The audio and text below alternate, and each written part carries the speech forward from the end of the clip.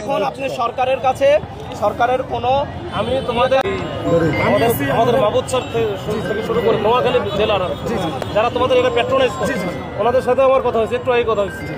তোমাদের সাথে কথা বলতে সবাই যেন হচ্ছে এদিকে থাকে, তাহলে হবে কি মানুষের দুর্ভোগ হবে না।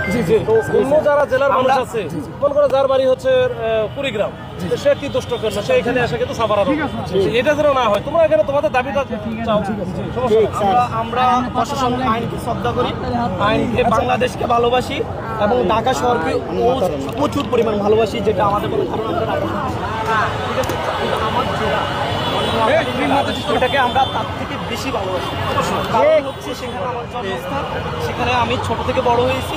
আমার জেলাকে ভালোবাসো, আমি আমার জেলাকে আমাদের যেটা সেটা হচ্ছে আমাদের এই যে কথাগুলোতে শুনবেন, আপনি বলেছেন নোয়াখালীর মানুষ এক্সট্রা, আমাদের আচরণ আজকেও এখানে আমরা অনেকগুলো আন্দোলন ছেড়ে দিচ্ছি।